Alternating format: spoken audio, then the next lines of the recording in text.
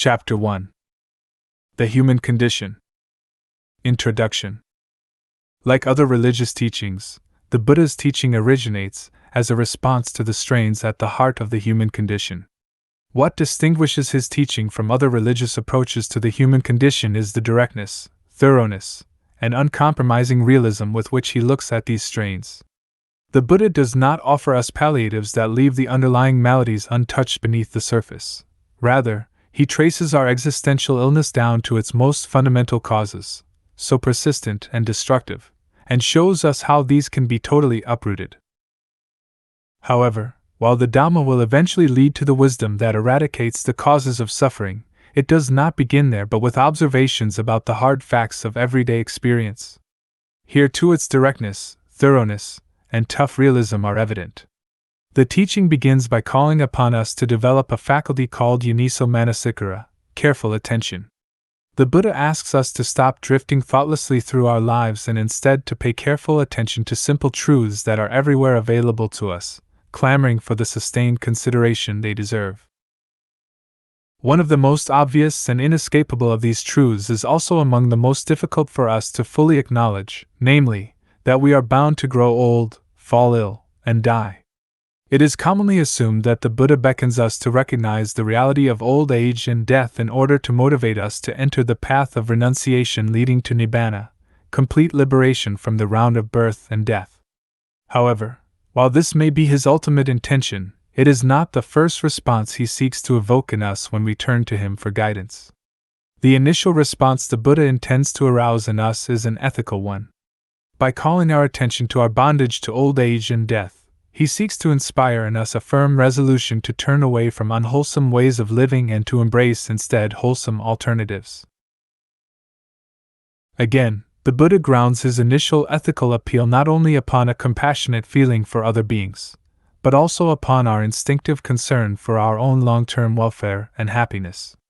He tries to make us see that to act in accordance with ethical guidelines will enable us to secure our own well-being both now and in the long-term future.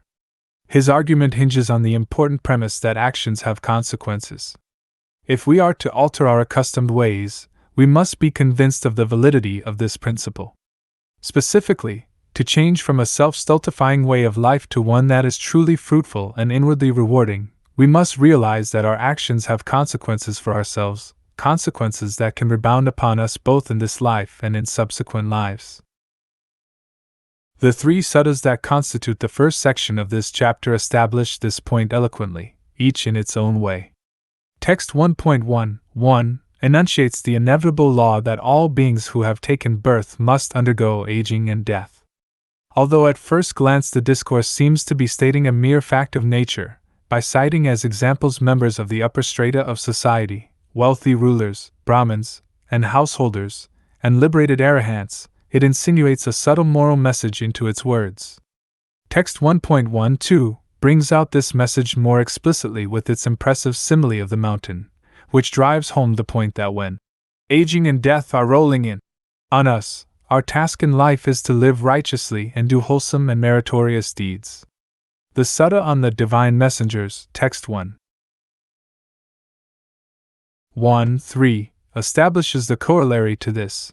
When we fail to recognize the divine messengers in our midst, when we miss the hidden warning signals of old age, illness, and death, we become negligent and behave recklessly, creating unwholesome karma with the potential to yield dreadful consequences. The realization that we are bound to grow old and die breaks the spell of infatuation cast over us by sensual pleasures, wealth, and power. It dispels the mist of confusion and motivates us to take fresh stock of our purposes in life. We may not be ready to give up family and possessions for a life of homeless wandering and solitary meditation, but this is not an option the Buddha generally expects of his householder disciples. Rather, as we saw above, the first lesson he draws from the fact that our lives end in old age and death is an ethical one interwoven with the twin principles of karma and rebirth. The law of karma stipulates that our unwholesome and wholesome actions have consequences extending far beyond this present life. Unwholesome actions lead to rebirth in states of misery and bring future pain and suffering. Wholesome actions lead to a pleasant rebirth and bring future well-being and happiness. Since we have to grow old and die, we should be constantly aware that any present prosperity we might enjoy is merely temporary. We can enjoy it only as long as we are young and healthy, and when we die, our newly acquired karma will gain the opportunity to ripen and bring forth its own results. We must then reap the due fruits of our deeds. With an eye to our long-term future welfare, we should scrupulously avoid evil deeds that result in suffering and diligently engage in wholesome deeds that generate happiness here and in future lives. In the second section, we explore 3 aspects of human life that I have collected under the heading, The Tribulations of Unreflective Living. These types of suffering differ from those connected with old age and death in an important respect. Old age and death are bound up with bodily existence and are thus unavoidable, common to both ordinary people and liberated arahants, a point made in the first text of this chapter. In contrast, the 3 texts included in this section all distinguish between the ordinary person, called the uninstructed worldling, Asotava Puthajana, and the wise follower of the Buddha, called the instructed noble disciple, Sutava Arya Savaka. The first of these distinctions, drawn in text 1.2.1, revolves around the response to painful feelings. Both the worldling and the noble disciple experience painful bodily feelings, but they respond to these feelings differently. The worldling reacts to them with aversion and therefore, on top of the painful bodily feeling, also experiences a painful mental feeling, sorrow, resentment, or distress. The noble disciple, when afflicted with bodily pain, endures such feeling patiently, without sorrow, resentment, or distress. It is commonly assumed that physical and mental pain are inseparably linked, but the Buddha makes a clear demarcation between the two. He holds that while bodily existence is inevitably bound up with physical pain, such pain need not trigger the emotional reactions of misery, fear, resentment, and distress with which we habitually respond to it. Through mental training, we can develop the mindfulness and clear comprehension necessary to endure physical pain courageously, with patience and equanimity. Through insight, we can develop sufficient wisdom to overcome our dread of painful feelings and our need to seek relief in distracting binges of sensual self-indulgence. Another aspect of human life that brings to the fore the differences between the worldling and the noble disciple is the changing vicissitudes of fortune. The Buddhist texts neatly reduce these to 4 pairs of opposites, known as the 8 worldly conditions: athalokadhama, gain and loss, fame and disrepute, praise and blame, pleasure and pain. Text 1.2.2 shows how the worldling and the noble disciple differ in their responses to these changes. While the worldling is elated by success in achieving gain, fame, praise, and pleasure, and dejected when confronted with their undesired opposites, the noble disciple remains unperturbed. By applying the understanding of impermanence to both favorable and unfavorable conditions, the noble disciple can abide in equanimity, not attached to favorable conditions, not repelled by unfavorable ones. Such a disciple gives up likes and dislikes, sorrow and distress, and ultimately wins the highest blessing of all, complete freedom from suffering. Text 1.2.3 examines the plight of the worldling at a still more fundamental level. Because they misconceive things, worldlings are agitated by change, especially when that change affects their own bodies and minds. The Buddha classifies the constituents of body and mind into 5 categories known as the 5 aggregates subject to clinging: Pankapadana form, feeling, perception, volitional formations, and consciousness. These 5 aggregates are the building blocks that we typically use to construct our sense of personal identity. They are the things that we cling to as being mine, I, and myself. Whatever we identify with, whatever we take to be a self or the possessions of a self, can all be classified among these 5 aggregates. The 5 aggregates are thus the ultimate grounds of identification and appropriation, the 2 basic activities by which we establish a sense of selfhood. Since we invest our notions of selfhood and personal identity with an intense emotional concern, when the objects to which they are fastened, the 5 aggregates, undergo change, we naturally experience anxiety and distress. In our perception, it is not mere impersonal phenomena that are undergoing change, but our very identities, our cherished selves, and this is what we fear most of all. However, as the present text shows, a noble disciple has clearly seen with wisdom the delusive nature of all notions of permanent selfhood, and thus no longer identifies with the five aggregates. Therefore, the noble disciple can confront their change without anxious concern, unperturbed in the face of their alteration, decay, and destruction. Agitation and turmoil afflict human life not only at the personal and private level, but also in our social interactions. From the most ancient times, our world has always been one of violent confrontations and conflict. The names, places, and instruments of destruction may change, but the forces behind them, the motivations, the expressions of greed and hate, remain fairly constant. The Nikayas testify that the Buddha was intensely aware of this dimension of the human condition. Although his teaching, with its stress on ethical self-discipline and mental self-cultivation, aims primarily at personal enlightenment and liberation, the Buddha also sought to offer people a refuge from the violence and injustice that rack human lives in such cruel ways. This is apparent in his emphasis on loving kindness and compassion, on harmlessness in action and gentleness in speech, and on the peaceful resolution of disputes. The third section of this chapter includes 4 short texts dealing with the underlying roots of violent conflict and injustice. We can see from these texts that the Buddha does not clamor for changes merely in the outer structures of society. He demonstrates that these dark phenomena are external projections of the unwholesome proclivities of the human mind, and thus points to the need for inner change as a parallel condition for establishing peace and social justice. Each of the 4 texts included in this section traces conflict, violence, political oppression, and economic injustice back to their causes. Each in its own way locates these causes within the mind. Text 1.3.1 explains conflicts between laypeople as arising from attachment to sensual pleasures, conflicts between ascetics as arising from attachment to views.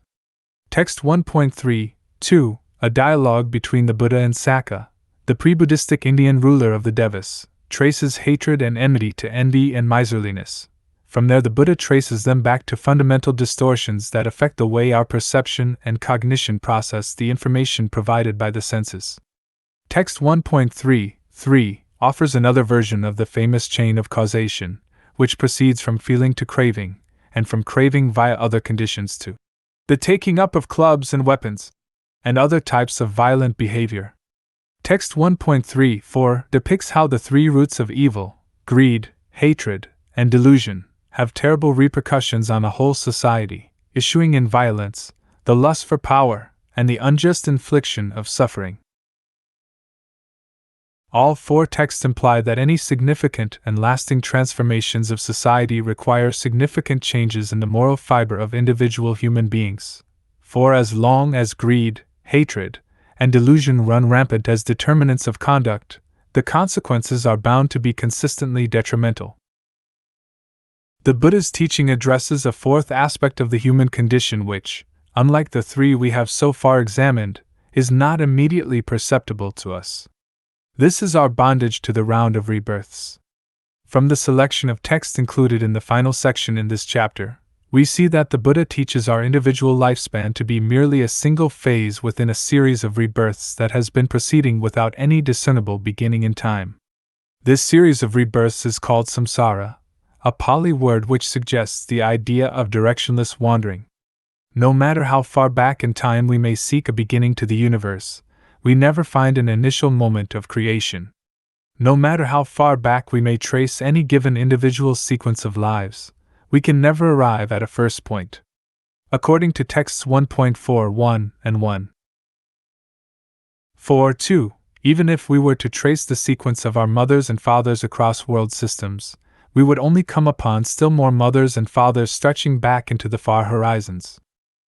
Plus, moreover, the process is not only beginningless but is also potentially endless.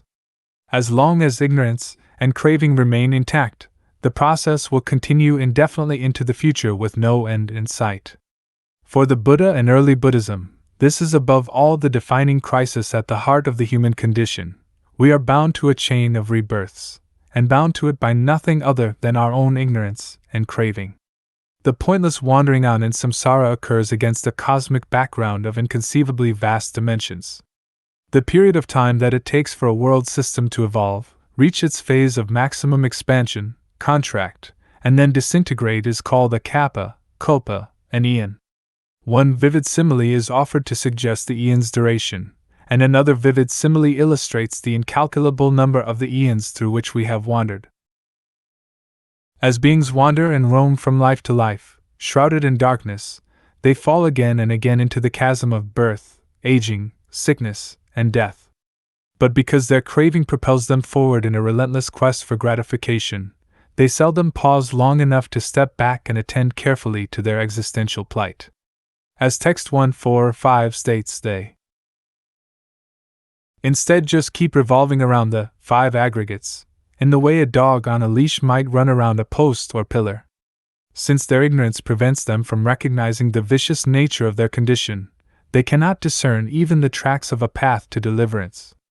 Most beings live immersed in the enjoyment of sensual pleasures. Others, driven by the need for power, status, and esteem, pass their lives in vain attempts to fill an unquenchable thirst. Many, fearful of annihilation at death, construct belief systems that ascribe to their individual selves, their souls, the prospect of eternal life. A few yearn for a path to liberation but do not know where to find one. It was precisely to offer such a path that the Buddha has appeared in our midst. The human condition. 1. Old age, illness, and death. 1. Aging and death. At Savatthi, King Pasenadi of Kosala said to the Blessed One, "Venerable Sir, is anyone who is born free from aging and death?" "Great King, no one who is born is free from aging and death. Even those affluent nobles, rich, with great wealth and property, with abundant gold and silver, abundant treasures and commodities, abundant wealth and grain, because they have been born, are not free from aging and death. Even those affluent priests, affluent householders, rich with abundant wealth and grain, because they have been born, are not free from aging and death. Even those monks who are enlightened ones, whose taints are destroyed, who have lived the holy life, done what had to be done, laid down the burden, reached their own goal, utterly destroyed the fetters of existence, and are completely liberated through final knowledge, even for them this body is subject to breaking up, subject to being laid down.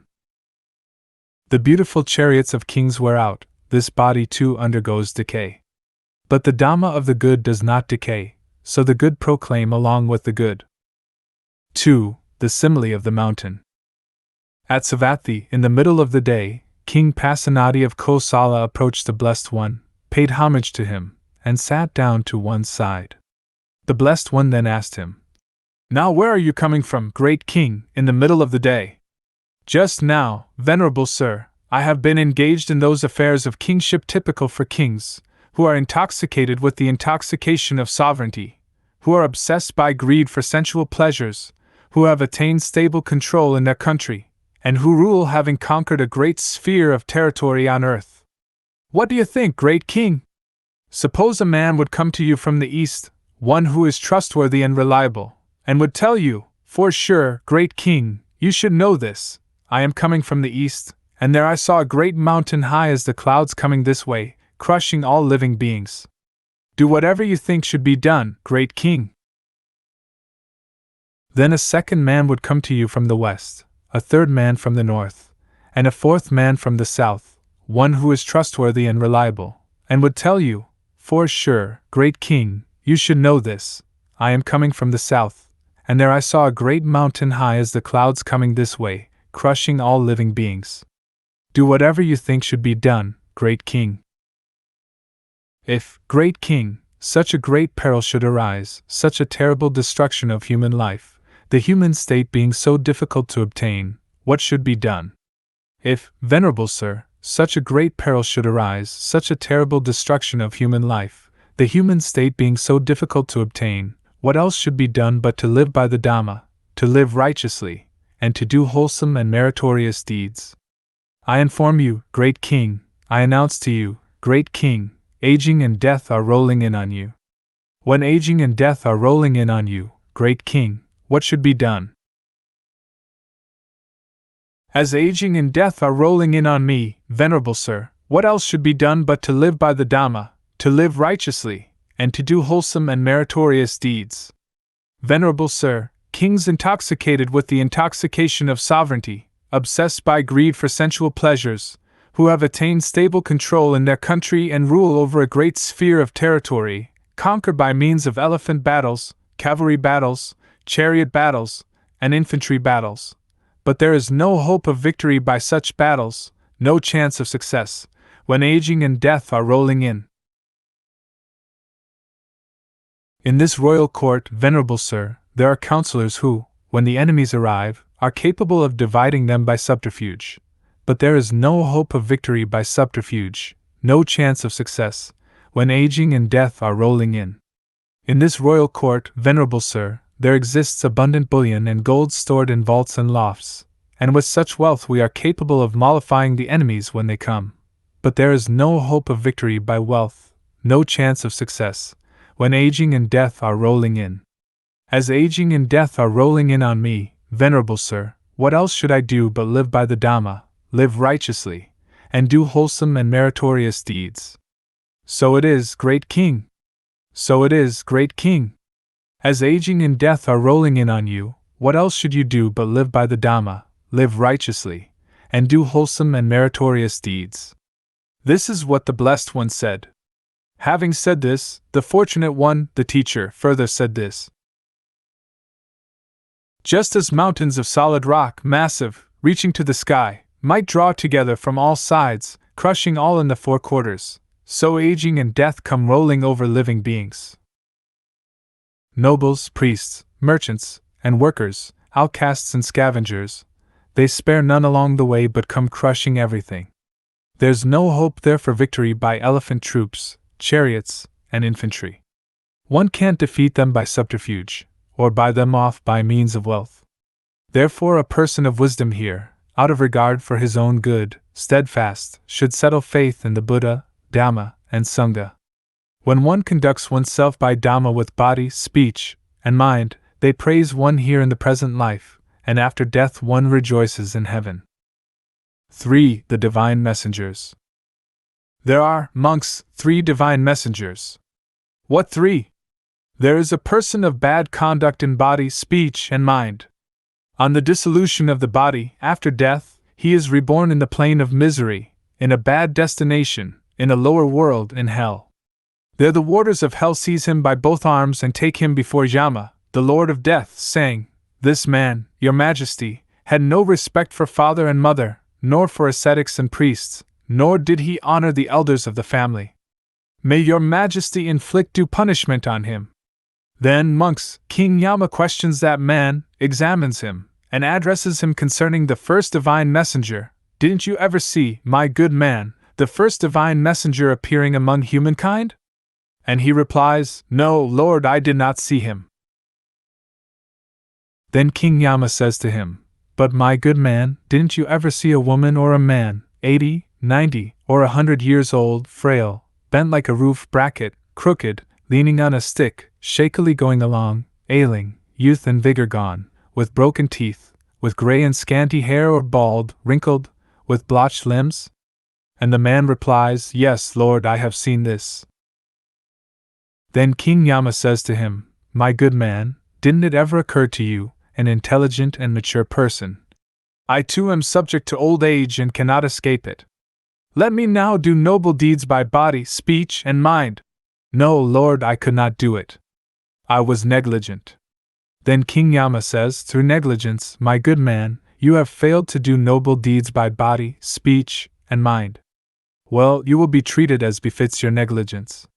That evil action of yours was not done by mother or father, brothers, sisters, friends or companions, nor by relatives, devas, ascetics, or priests. But you alone have done that evil deed, and you will have to experience the fruit." When, monks, King Yama has questioned, examined, and addressed him thus concerning the first divine messenger, he again questions, examines, and addresses the man about the second one, saying, "Didn't you ever see, my good man, the second divine messenger appearing among humankind?" "No, Lord, I did not see him." But my good man, didn't you ever see a woman or a man who was sick and in pain, seriously ill, lying in his own filth, having to be lifted up by some and put to bed by others? Yes, Lord, I have seen this. My good man, didn't it ever occur to you, an intelligent and mature person, I too am subject to illness and cannot escape it. Let me now do noble deeds by body, speech, and mind. No, Lord, I could not do it. I was negligent. Through negligence, my good man, you have failed to do noble deeds by body, speech, and mind. Well, you will be treated as befits your negligence. That evil action of yours was not done by mother or father, brothers, sisters, friends, or companions, nor by relatives, devas, ascetics, or priests. But you alone have done that evil deed, and you will have to experience the fruit. When, monks, King Yama has questioned, examined, and addressed him thus concerning the second divine messenger, he again questions, examines, and addresses the man about the third one, saying, Didn't you ever see, my good man, the third divine messenger appearing among humankind? No, Lord, I did not see him. But, my good man, didn't you ever see a woman or a man 1, 2, or 3 days dead, the corpse swollen, discolored, and festering? Yes, Lord, I have seen this. Then, my good man, didn't it ever occur to you, an intelligent and mature person, I too am subject to death and cannot escape it. Let me now do noble deeds by body, speech, and mind. No, Lord, I could not do it. I was negligent. Through negligence, my good man, you have failed to do noble deeds by body, speech, and mind. Well, you will be treated as befits your negligence. That evil action of yours was not done by mother or father, brothers, sisters, friends, or companions, nor by relatives, devas, ascetics, or priests. But you alone have done that evil deed, and you will have to experience the fruit. 2. The tribulations of unreflective living. 1. The dart of painful feeling. Monks, when the uninstructed worldling experiences a painful feeling, he sorrows, grieves, and laments. He weeps, beating his breast, and becomes distraught. He feels 2 feelings, a bodily one and a mental one.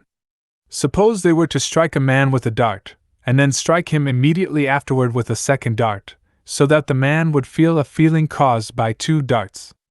So too, when the uninstructed worldling experiences a painful feeling, he feels 2 feelings, a bodily one and a mental one. While experiencing that same painful feeling, he harbors aversion toward it. When he harbors aversion toward painful feeling, the underlying tendency to aversion toward painful feeling lies behind this. While experiencing painful feeling, he seeks delight and sensual pleasure. For what reason? Because the uninstructed worldling does not know of any escape from painful feeling other than sensual pleasure. When he seeks delight and sensual pleasure, the underlying tendency to lust for pleasant feeling lies behind this. He does not understand as it really is the origin and the passing away, the gratification, the danger, and the escape in the case of these feelings. When he does not understand these things, the underlying tendency to ignorance in regard to neither painful nor pleasant feeling lies behind this. If he feels a pleasant feeling, he feels it attached. If he feels a painful feeling, he feels it attached. If he feels a neither painful nor pleasant feeling, he feels it attached. This, monks, is called an uninstructed worldling who is attached to birth, aging, and death, who is attached to sorrow, lamentation, pain, dejection, and despair, who is attached to suffering, I say. Monks, when the instructed noble disciple experiences a painful feeling, he does not sorrow, grieve, or lament, he does not weep, beating his breast, and become distraught. He feels 1 feeling, a bodily one, not a mental one. Suppose they were to strike a man with a dart, but they would not strike him immediately afterward with a second dart, so that the man would feel a feeling caused by 1 dart only. So too, when the instructed noble disciple experiences a painful feeling, he feels 1 feeling, a bodily one, and not a mental one. While experiencing that same painful feeling, he harbors no aversion toward it. Since he harbors no aversion toward painful feeling, the underlying tendency to aversion toward painful feeling does not lie behind this. While experiencing painful feeling, he does not seek delight and sensual pleasure. For what reason? Because the instructed noble disciple knows of an escape from painful feeling other than sensual pleasure. Since he does not seek delight and sensual pleasure, the underlying tendency to lust for pleasant feeling does not lie behind this. He understands as it really is the origin and the passing away, the gratification, the danger, and the escape in the case of these feelings. Since he understands these things, the underlying tendency to ignorance in regard to neither painful nor pleasant feeling does not lie behind this. If he feels a pleasant feeling, he feels it detached. If he feels a painful feeling, he feels it detached. If he feels a neither painful nor pleasant feeling, he feels it detached.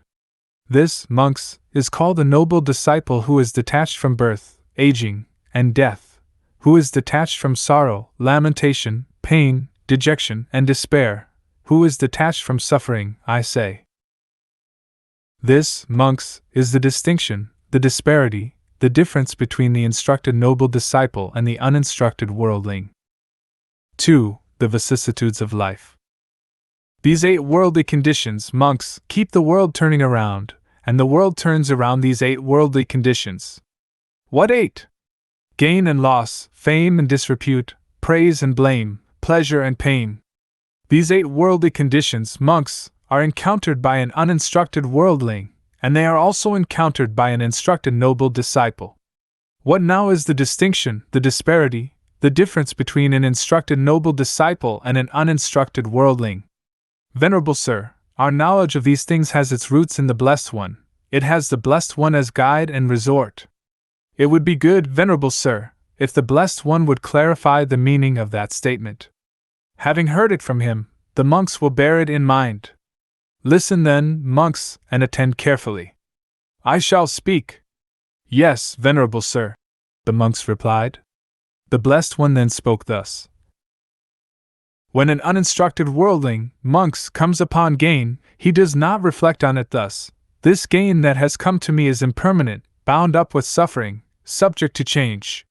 He does not know it as it really is. And when he comes upon loss, fame and disrepute, praise and blame, he does not reflect on them thus: all these are impermanent, bound up with suffering, subject to change. He does not know them as they really are. With such a person, gain and loss, fame and disrepute, praise and blame, pleasure and pain keep his mind engrossed. When gain comes he is elated, and when he meets with loss he is dejected. When fame comes he is elated, and when he meets with disrepute he is dejected. When praise comes he is elated, and when he meets with blame he is dejected. When he experiences pleasure he is elated, and when he experiences pain he is dejected. Being thus involved in likes and dislikes, he will not be freed from birth, aging, and death, from sorrow, lamentation, pain, dejection, and despair. He will not be freed from suffering, I say. But monks, when an instructed noble disciple comes upon gain, he reflects on it thus: this gain that has come to me is impermanent, bound up with suffering, subject to change. And so he will reflect when loss and so forth come upon him. He understands all these things as they really are, and they do not engross his mind. Thus he will not be elated by gain and dejected by loss, elated by fame and dejected by disrepute, elated by praise and dejected by blame, elated by pleasure and dejected by pain. Having thus given up likes and dislikes, he will be freed from birth, aging, and death, from sorrow, lamentation, pain, dejection, and despair. He will be freed from suffering, I say. This, monks, is the distinction, the disparity, the difference between an instructed noble disciple and an uninstructed worldling. 3. Anxiety due to change. Monks, I will teach you agitation through clinging and non-agitation through non-clinging. Listen and attend carefully. I shall speak. Yes, Venerable Sir, those monks replied. The Blessed One said this. And how, monks, is there agitation through clinging? Here, monks, the uninstructed worldling, who is not a seer of the noble ones and is unskilled and undisciplined in their Dhamma, who is not a seer of superior persons and is unskilled and undisciplined in their Dhamma, regards form as self, or self as possessing form, or form as in self, or self as in form. That form of his changes and alters. With the change and alteration of form, his consciousness becomes preoccupied with the change of form. Agitation and a constellation of mental states born of preoccupation with the change of form remain obsessing his mind. Because his mind is obsessed, he is frightened, distressed, and anxious, and through clinging he becomes agitated. He regards feeling as self, perception as self, volitional formations as self, consciousness as self, or self as possessing consciousness, or consciousness as in self, or self as in consciousness. That consciousness of his changes and alters. With the change and alteration of consciousness, his consciousness becomes preoccupied with the change of consciousness. Agitation and a constellation of mental states born of preoccupation with the change of consciousness remain obsessing his mind. Because his mind is obsessed, he is frightened, distressed, and anxious, and through clinging he becomes agitated. It is in such a way, monks, that there is agitation through clinging. And how, monks, is there non-agitation through non-clinging? Here, monks, the instruct a noble disciple, who is a seer of the noble ones and is skilled and disciplined in their Dhamma, who is a seer of superior persons and is skilled and disciplined in their Dhamma, does not regard form as self, or self as possessing form, or form as in self, or self as in form. That form of his changes and alters. Despite the change and alteration of form, his consciousness does not become preoccupied with the change of form. No agitation and constellation of mental states born of preoccupation with the change of form remain obsessing his mind.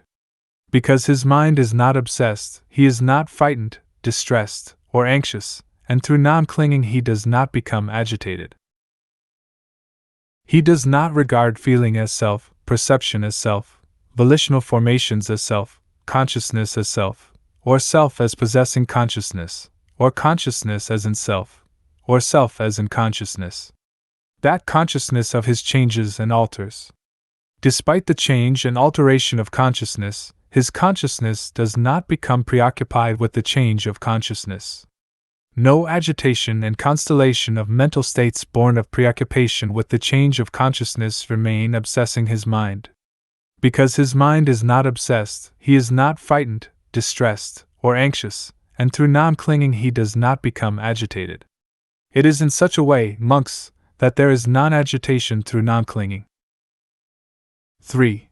A world in turmoil. 1. The origin of conflict.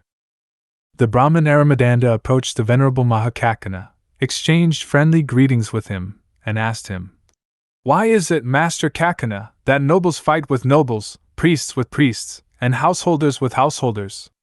"It is, Brahmin, because of attachment to sensual pleasures, adherence to sensual pleasures, fixation on sensual pleasures, addiction to sensual pleasures, obsession with sensual pleasures, holding firmly to sensual pleasures that nobles fight with nobles, priests with priests, and householders with householders." "Why is it, Master Kakana, that ascetics fight with ascetics?" "It is, Brahmin, because of attachment to views, adherence to views, fixation on views, addiction to views, obsession with views, holding firmly to views that ascetics fight with ascetics." 2. Why do beings live in hate? Sakka, ruler of the Devas, asked the Blessed One. "Beings wish to live without hate, harming, hostility, or enmity. They wish to live in peace. Yet they live in hate, harming one another, hostile and as enemies. By what fetters are they bound, sir, that they live in such a way?"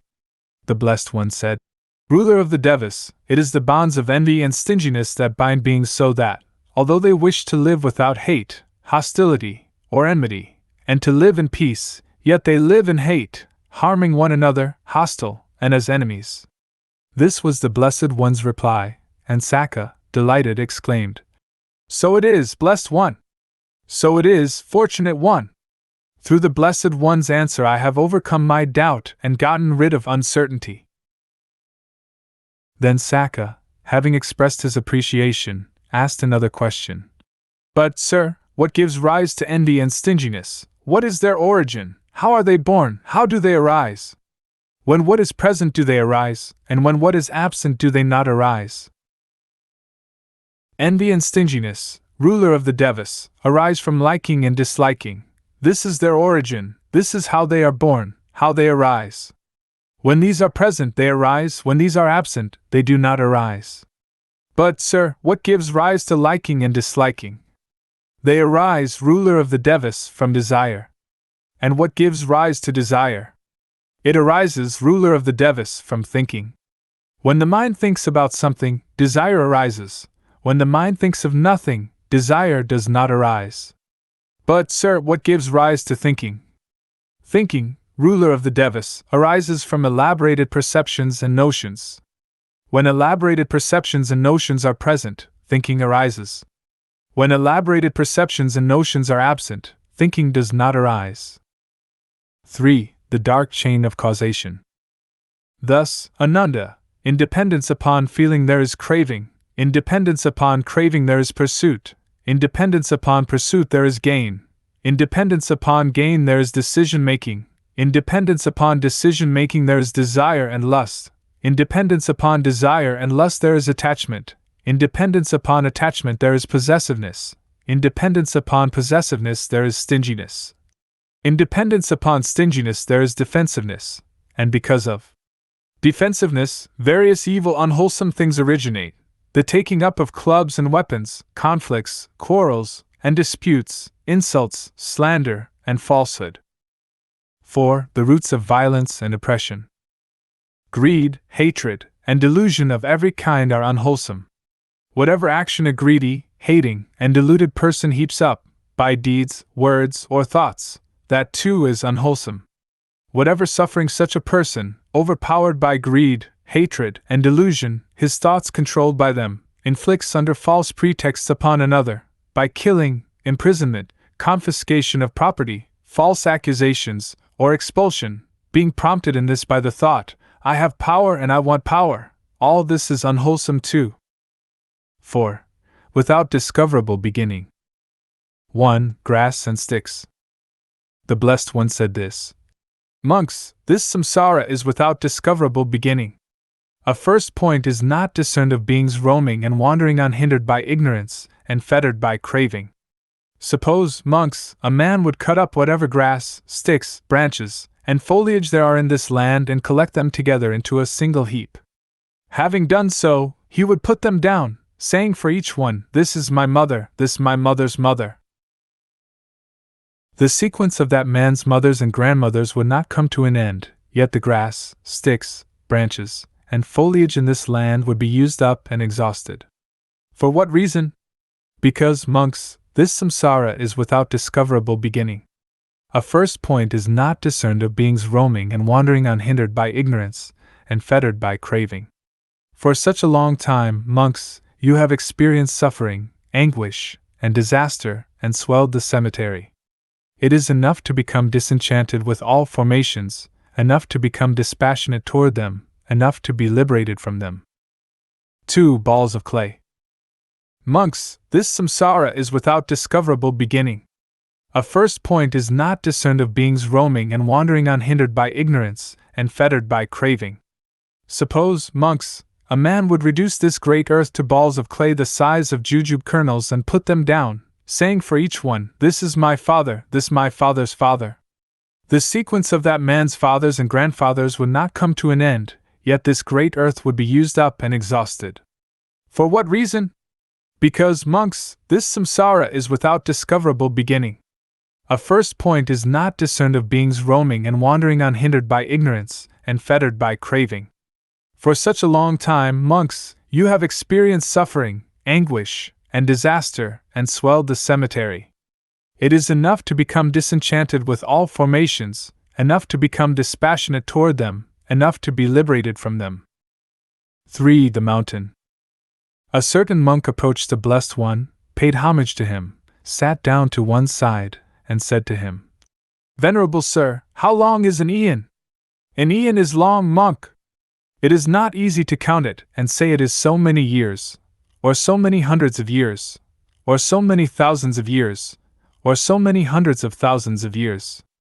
Then is it possible to give a simile, Venerable Sir? It is possible, monk, the Blessed One said. Suppose, monk, there was a great stone mountain a yojana long, a yojana wide, and a yojana high, without holes or crevices, one solid mass of rock.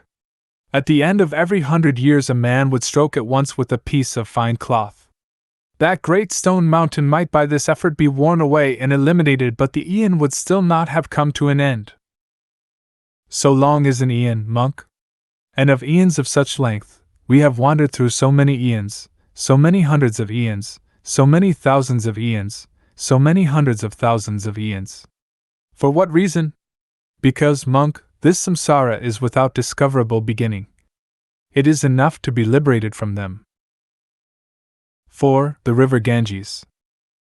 At Rajagaha, in the bamboo grove, the squirrel sanctuary, a certain Brahmin approached the Blessed One and exchanged greetings with him. When they had concluded their greetings and cordial talk, he sat down to one side and asked him, Master Gautama, how many eons have elapsed and gone by? Brahmin, many eons have elapsed and gone by. It is not easy to count them and say they are so many eons, or so many hundreds of eons, or so many thousands of eons, or so many hundreds of thousands of eons. But is it possible to give a simile, Master Gautama? It is possible, Brahmin, the Blessed One said.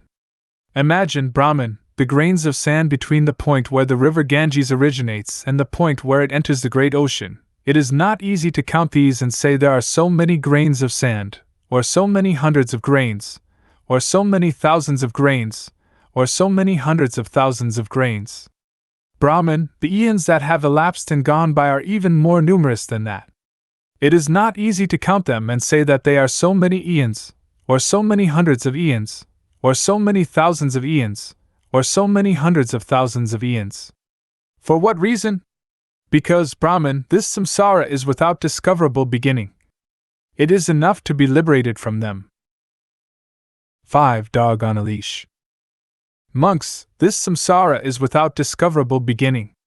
A first point is not discerned of beings roaming and wandering unhindered by ignorance and fettered by craving. There comes a time, monks, when the great ocean dries up and evaporates and no longer exists, but still, I say, there is no making an end of suffering for those beings roaming and wandering unhindered by ignorance and fettered by craving. There comes a time, monks, when Sinnaru, the king of mountains, burns up and perishes and no longer exists, but still, I say, there is no making an end of suffering for those beings roaming and wandering unhindered by ignorance and fettered by craving. There comes a time, monks, when the great earth burns up and perishes and no longer exists, but still, I say, there is no making an end of suffering for those beings roaming and wandering unhindered by ignorance and fettered by craving. Suppose, monks, a dog tied up on a leash was bound to a strong post or pillar. It would just keep on running and revolving around that same post or pillar. So too, the uninstructed worldling regards form as self, feeling as self, perception as self, volitional formations as self, consciousness as self. He just keeps running and revolving around form, around feeling, around perception, around volitional formations, around consciousness. As he keeps on running and revolving around them, he is not freed from form, not freed from feeling, not freed from perception, not freed from volitional formations, not freed from consciousness. He is not freed from birth, aging, and death, not freed from sorrow, lamentation, pain, dejection, and despair, not freed from suffering, I say.